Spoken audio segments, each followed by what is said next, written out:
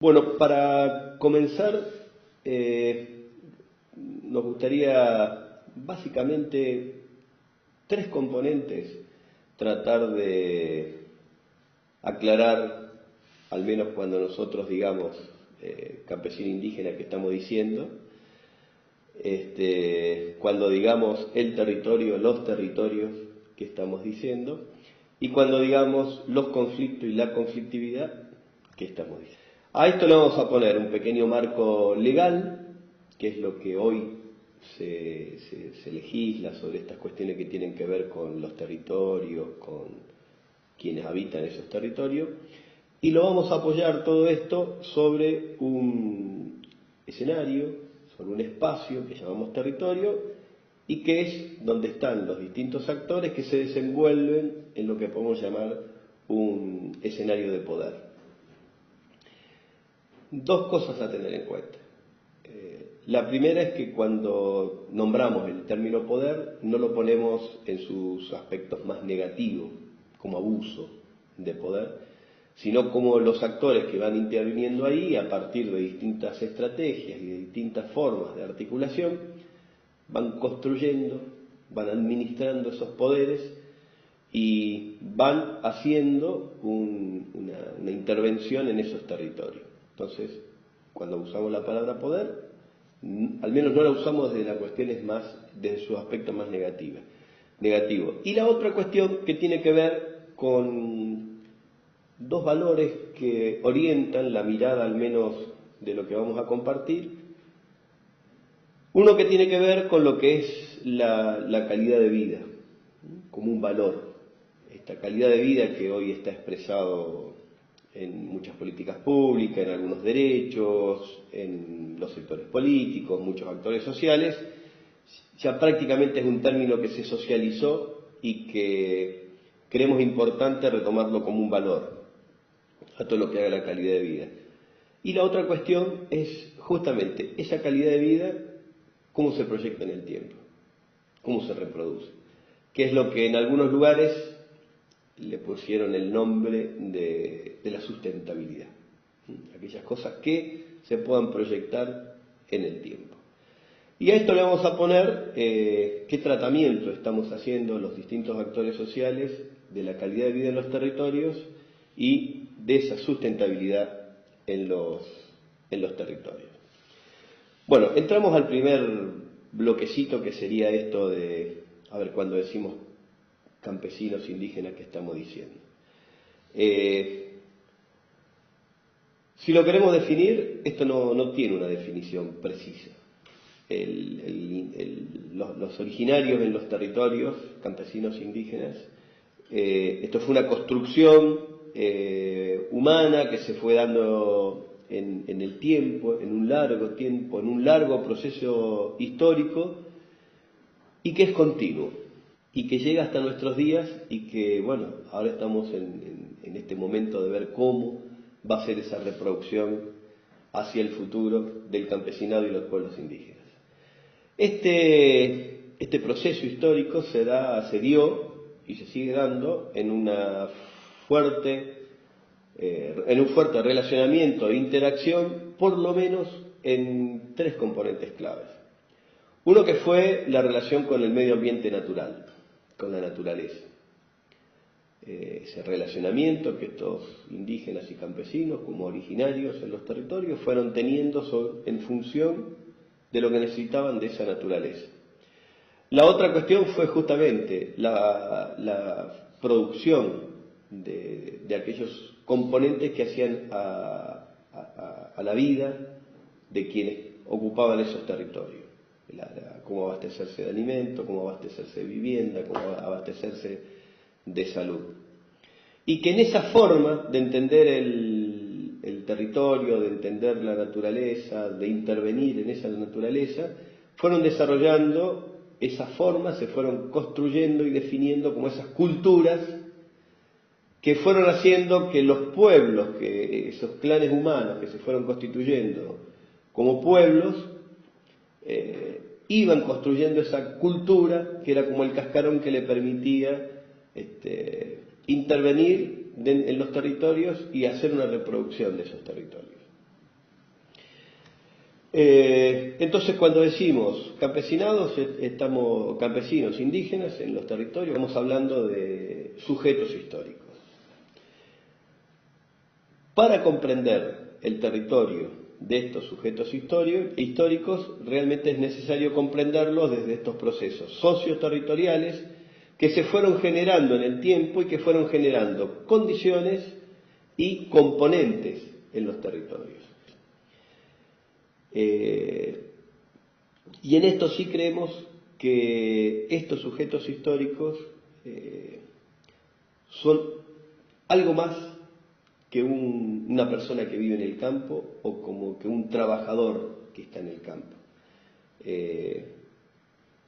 Son los constructores de este proceso histórico.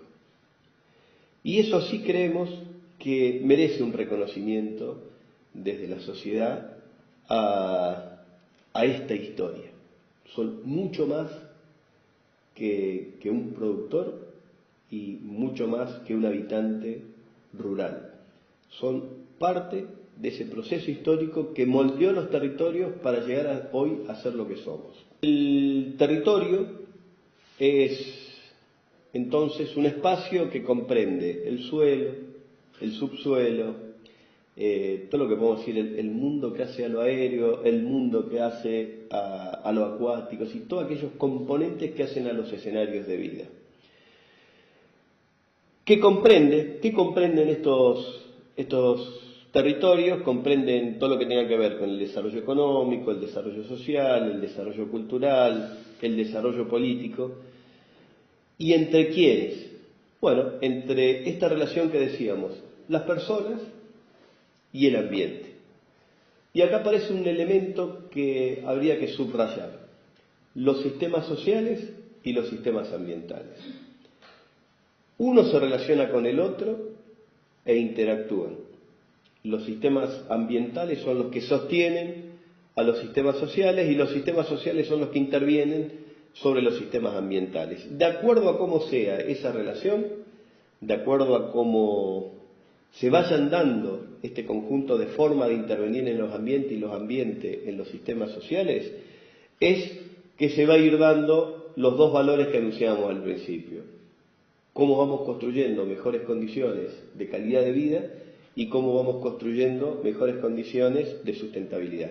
O los procesos inversos, cómo vamos perdiendo calidad de vida y cómo vamos perdiendo potencialidad de sustentabilidad. Pero dos elementos entonces a tener en cuenta cuando hablamos de territorio. Hay derechos que el propio Estado, derechos sociales, que en capítulos anteriores lo estuvimos viendo, todos esos derechos sociales que tratan de intervenir sobre esos intereses que empiezan a estar en los territorios y que seguramente en algunos casos están en concordancia, pero en otros lados están en pugna, sobre las identidades que van a estar interrelacionándose en esos territorios, indígenas, campesinos, migrantes, urbanos, rurales, y sobre las culturas que van interviniendo en esos territorios. Hay un marco legal que los contiene, que son a niveles nacionales y a niveles internacionales. Después vamos a hacer una miradita sobre esto, pero todo lo que son los derechos económicos, sociales, culturales y ambientales justamente buscan de darle ese marco institucional. ¿Y con qué finalidad?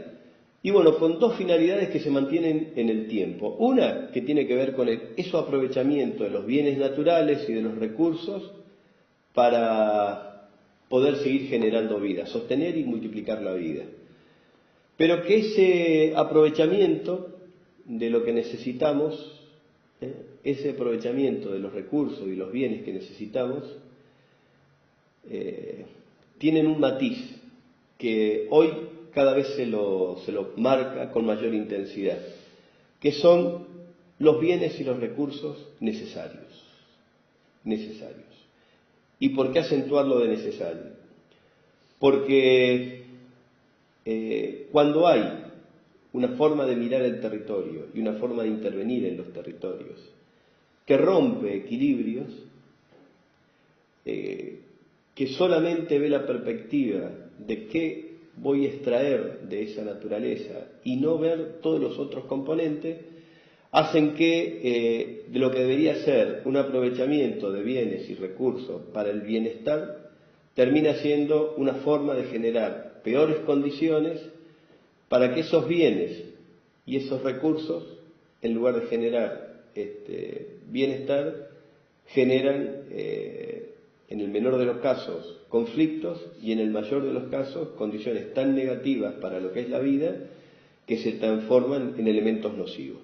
Entonces decíamos, de los dos finalidades, una era aprovechar los bienes naturales y el otro para generar calidad de vida presente y futuro, que es lo que está contenido en muchos de estos marcos normativos. Cada vez con más intensidad se habla de que no se puede mirar solamente a los territorios como un satisfactor de lo que hoy necesitamos, sino que de lo que se necesita hoy y mañana. Hay pueblos indígenas que tienen planteos muy interesantes en esto porque dice, en sus definiciones ellos dicen lo que usamos hay que pensarlo hasta la 7ª generación. Entonces hay como un criterio de que lo necesario hoy también debe mantenerse en el tiempo hasta la 7ª generación. Bueno, esto nos pone en capaz un primer acento a profundizar, que es la calidad del territorio hace a la calidad de vida de los que integran ese territorio. Y esa debería ser capaz una clave de lectura, una clave de lo que está pasando de lectura para ver lo que está pasando hoy en los territorios, pero también una clave de análisis que nos permita empezar a ver el relacionamiento de los actores que intervienen en ese territorio, cuánto aportan a la calidad de ese territorio y cuánto aportan a la calidad de vida de esos territorios y a la calidad de vida de todos los seres vivos que integran ese territorio, porque una cosa está vinculada con la otra. Decíamos de estos marcos institucionales, estos marcos legales, los derechos económicos, sociales y culturales, los DESC, que se los conoce, y que se le agregan, ahora le decimos los DESCA, porque se le agregan con mayor intensidad todo lo que tienen que ver con los derechos ambientales. Porque se marca el acento de que hoy hay una prioridad a remarcar justamente lo ambiental porque es lo que va a generar que en los territorios se tenga mayor cantidad de calidad de vida o se tenga menor calidad de calidad de vida. El ambiente hoy es el que de alguna manera empieza a subordinar lo económico, lo social y lo cultural. O el descontrol que hay sobre las pulverizaciones que se hacen sobre los cultivos a modos intensivos y extensivos, están generando de que hay poblaciones que dejan de estar en el campo porque les insalubre seguir estando ahí. Y los marcos normativos deberían generar entonces que esa calidad de ambiente esté normatizada justamente para no generar que se pierda población rural, con todo lo que eso significa. Atrás de cada población rural que se va perdiendo, se pierde ese proceso histórico, se pierde formas culturales de entender e interactuar con el ambiente, de entender e interactuar con otras personas, de entender e interactuar con la naturaleza. Bueno, estos derechos sociales, económicos, culturales y ambientales también tienen dos características. Una es que están consagrados en nuestra Constitución, por lo tanto el Estado es el encargado, el responsable de que estos derechos se respeten y se cumplan y se implementen. Pero hay que reconocer que el sector empresarial ha marcado mucho el no respeto y el no cumplimiento de muchos de estos derechos que la Constitución y las distintas normativas establecen que se deberían respetar en los territorios. Entonces, por un lado, el Estado es el responsable al que se le asigna esa responsabilidad para que haga respetar los derechos, y por otro lado, hay actores territoriales, en muchos casos sectores empresariales del agro, los que se los vinculan con, o al menos se los conoce más como los agronegocios, que son los que pueden identificarse, que son los que al menos están respetando estas normativas y que, bueno, están haciendo un aporte negativo, al menos a la calidad de vida y a la sustentabilidad de esa vida en los territorios. El territorio se hace concreto en un espacio. Y acá vamos a nombrar entonces dos grandes dimensiones de estos espacios. Uno es el espacio geográfico. El espacio geográfico, que es una construcción que hace la naturaleza. Los paisajes, el clima, todo lo que es el mundo biológico que se va dando en esos espacios, el ambiente natural, los bienes naturales en la cantidad que se expresan y en qué estado se encuentran. Pero ese espacio geográfico, que es una construcción de la naturaleza, es una forma de hacer el espacio. Cuando ese espacio se demarca, se delimita, esa es una construcción social y política.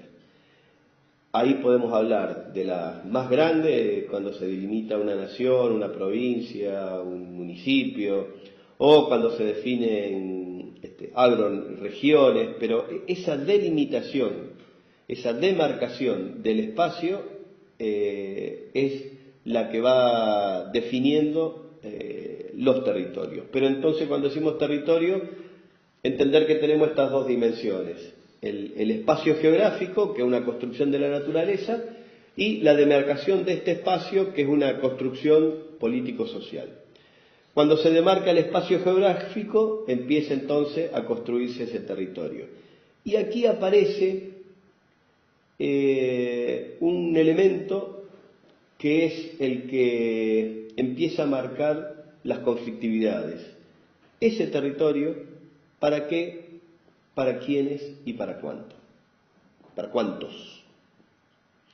En ese proceso histórico, territorio y forma de intervenir en el territorio, que lo podemos entender como forma de concebir un desarrollo, siempre estuvieron vinculados a procesos de conflicto. Cuando empezamos a decir los territorios, para quién, para quiénes y para cuántos, aparecen dos elementos. Por un lado, decíamos, esto está muy cargado de conflictividad, porque cuando hay un mismo interés sobre una misma superficie, sobre un monte, sobre un recurso de agua, sobre lo que puede ser el suelo, esos intereses contrapuestos empiezan a generar un conflicto. Pero la conflictividad, o sea, puede haber un conjunto de conflictos por el monte, por el agua, por una superficie de tierra, por una comunidad de personas ocupando esa superficie, por la contención legal o los derechos que puedan esgrimir cada uno de los que están ocupando esa superficie. Una sucesión de tiene que ver con la forma en que se comprende estos modelos de desarrollo que van a intervenir sobre los territorios. Entonces los conflictos a veces pueden ser que se solucionen, pero la conflictividad sigue latente, porque de acuerdo a cómo se comprenda el territorio y quienes viven en su interior, de acuerdo a cómo se valoren determinadas cuestiones que hacen a esos territorios, es cómo se va a dar la forma de producir, de ocupar el territorio, de hacer uso de los recursos que ahí se disponen. El territorio entonces es un escenario de poder. Los conflictos de tierra, por lo general, son conflictos por imposición de distintos modelos territoriales. Vamos a usar un ejemplo.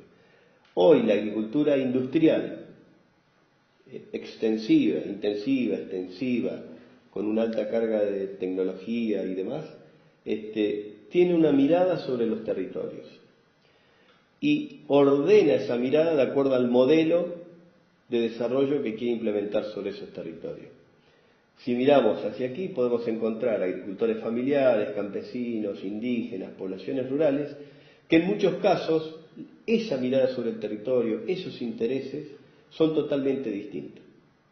Si lo miramos desde la cuestión productiva, ahí aparece una cuestión en la mirada productiva, en esta agricultura industrial, siempre es extensiva, no necesita, tiene que sacar el monte para hacer un cambio de uso de suelo y ponerlo en cuestiones de uso agrario, de uso de cultivos, no necesita que haya poblaciones, no necesita que haya gente, y el interés mayor es qué mayor rentabilidad le saco a ese medio ambiente natural.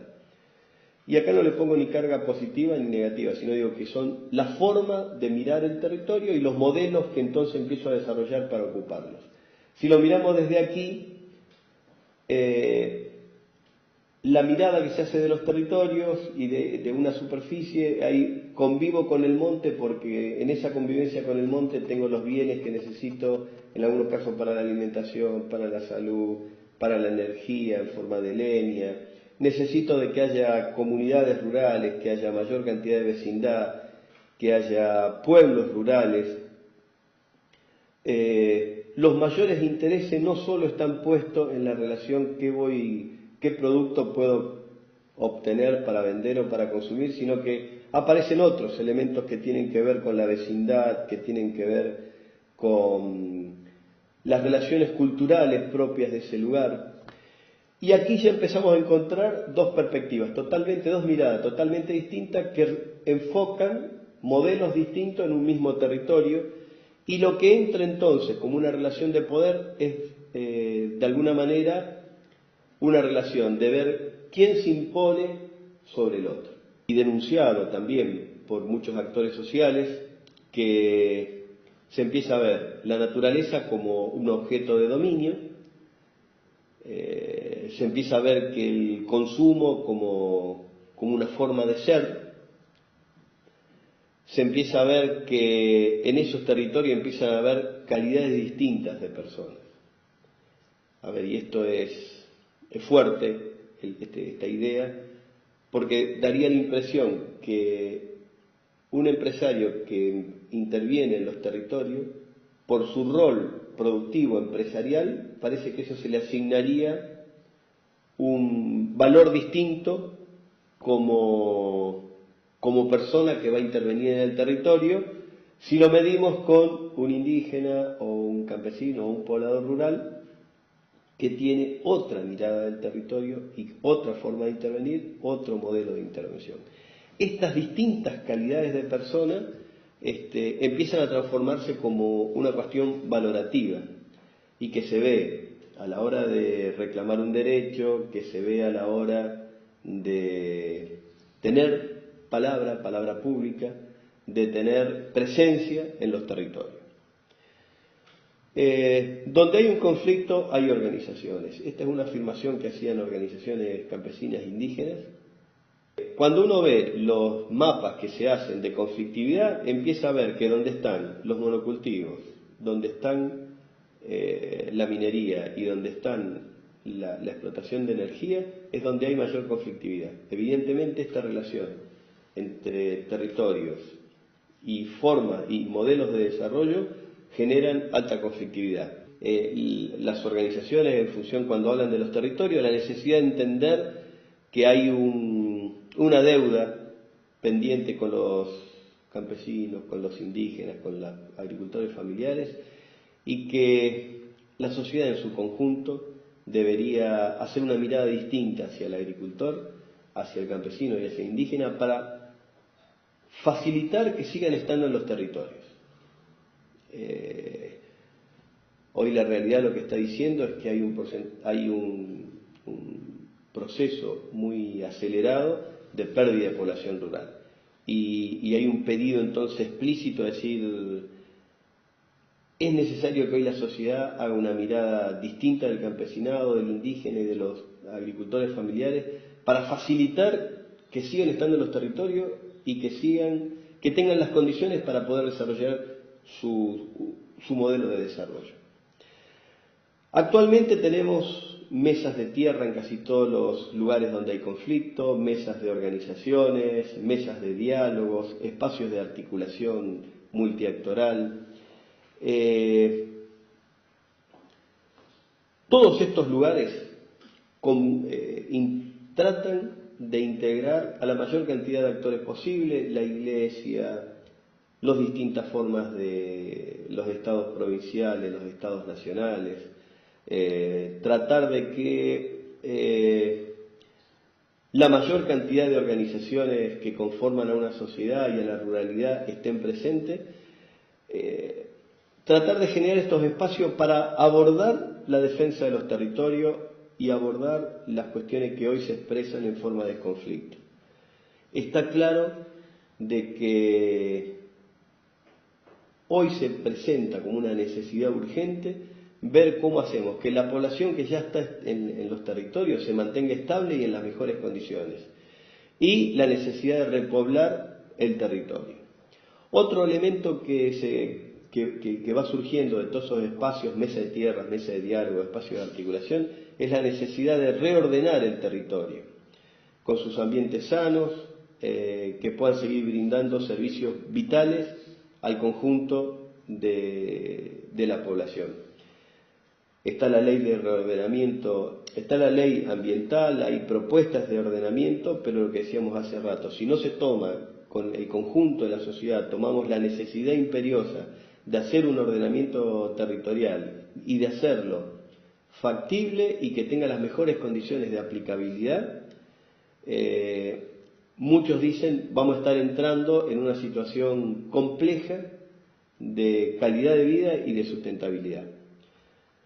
Y el otro elemento que se comenta fuerte en estos espacios es cómo reforzar lo pluricultural que tenemos en los territorios, cómo hacemos un fortalecimiento de las distintas culturas que interactúan, lo pluricultural, en función de generar nuevas conciencias ambientales, nuevas conciencias sociales, nuevas conciencias territoriales. Si las que hoy están teniendo predominio, que tienen que ver con ya un uso excesivo de los recursos naturales, una alta contaminación, una alta tasa de extracción de esos bienes naturales, si no hay una superación de esa conciencia, evidentemente la calidad de vida y la sustentabilidad están amenazadas. Y por último, un renacer como civilización. Y en esto los pueblos indígenas son los que mayor aporte están haciendo. La lógica campesina y la cosmovisión indígena entienden que hay una forma de ser y de ocupar los territorios que supera ampliamente la mirada productiva y comercial de los territorios. Estudios universitarios, estudios académicos, organizaciones de Naciones Unidas, el propio Papa están diciendo, estamos en una crisis de civilización y si no hacemos cambios de o recreación de esas conciencias civilizatorias, estamos en un callejón sin salida. Lo que se ofrece, lo que se espera y se propone desde estos espacios de articulación es que el potencial cultural que nace de esa pluriculturalidad, desde la cosmovisión indígena y desde la lógica campesina, es una oferta que hoy estos pueblos hacen al conjunto de la sociedad y que creemos que puede ser un elemento muy positivo a la hora de intervenir en el tratamiento de los conflictos en los territorios. En estos últimos años se logró construir un puente entre lo rural y lo urbano, entre organizaciones rurales y organizaciones urbanas, entre los que hoy están trabajando lo que se llama un hábitat digno a niveles urbanos, y lo que hoy hablamos de ambientes saludables, lo que hoy hablamos de territorios más sanos, más saludables, se construyeron puentes en donde empiezan a encontrarse organizaciones de los dos lados con visiones comunes, con propuestas comunes, y empiezan a decir, hay espacios, hay formas, hay modos en donde si tenemos mejores condiciones de participación y de protagonismo, podemos hacer aportes significativos para que estos territorios, el tratamiento de la conflictividad en estos territorios, vayan arrimando a mejores condiciones.